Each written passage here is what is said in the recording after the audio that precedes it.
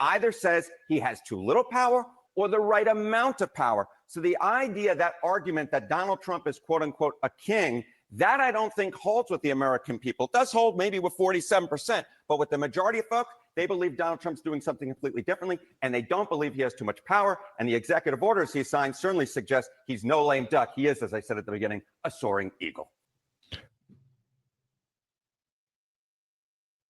And there you have it. There you have it. The 47% of the people that said he has too much power, those are clearly, you already know who they are.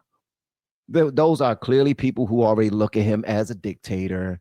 They're believing, they're drinking all the Kool-Aid. They don't have facts. Most of them don't even know what a tariff is. I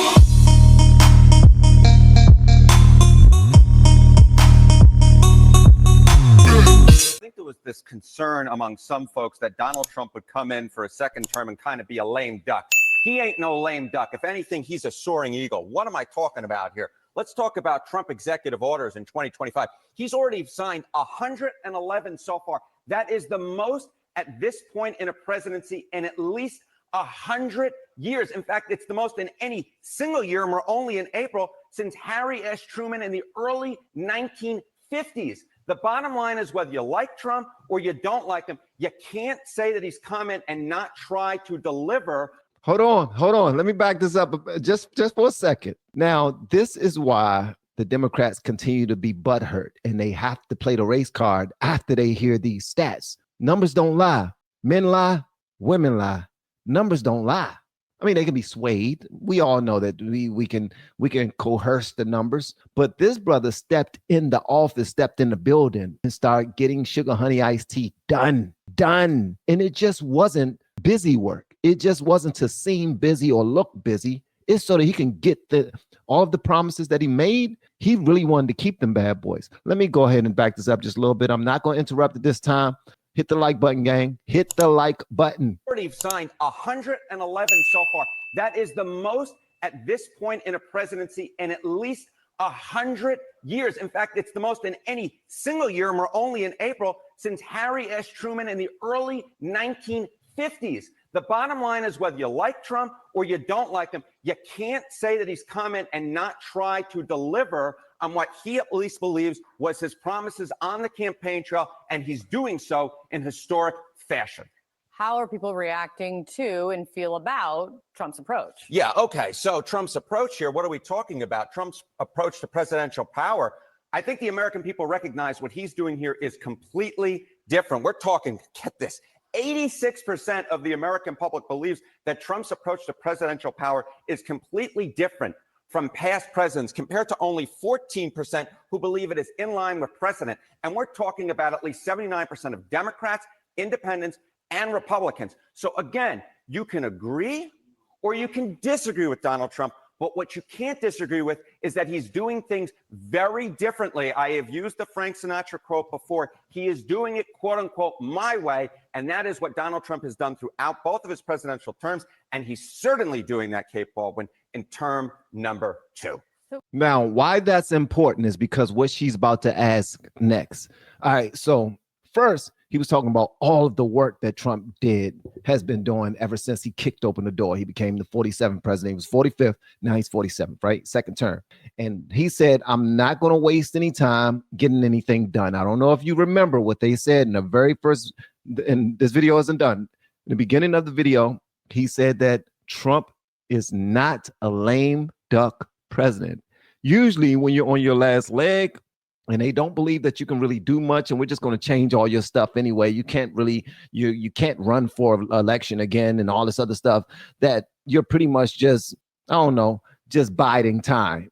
You're making all these different changes that we're just going to remove anyway. But what he's doing, he's letting America know, he's letting American citizens know that all of these corrections could have been done in the last presidency.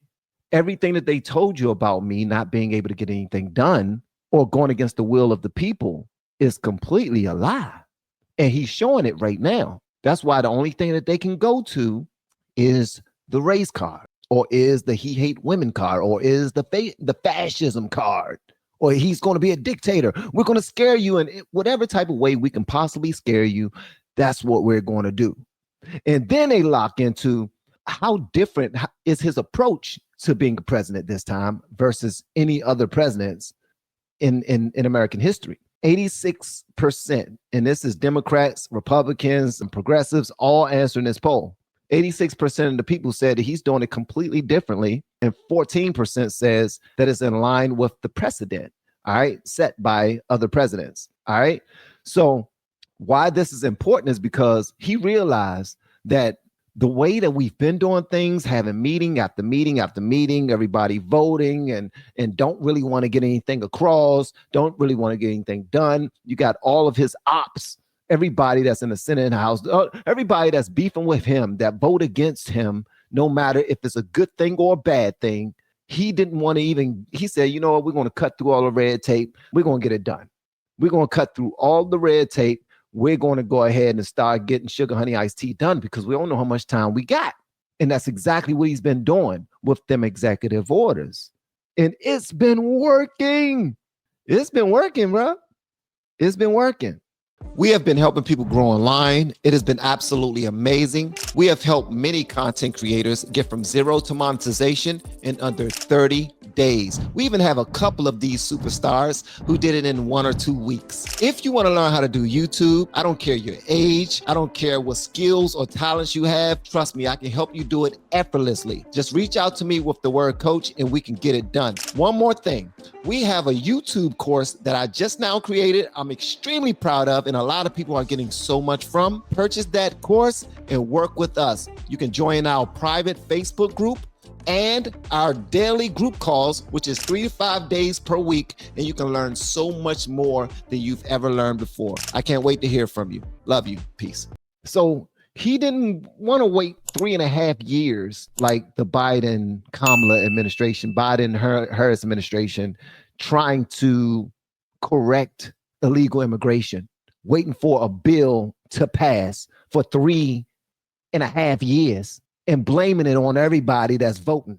He didn't want to do that just to get one issue squared away. No, he kicked in the door on his very first day and started moving things forward, putting people in place like Tom Homan and saying, I want this done and I want it done now. Putting Elon Musk in place and creating Doge. I want this done and I want it done now. Everything's being done in his first 100 days. Bruh, he's killing it. He's killing it. Now watch what they say in the remainder of this video. Guys, again, hit the like button if you have not already. I promise you I'm not glazing this brother. I'm just pointing out the fact that he is doing exactly what he said he would do.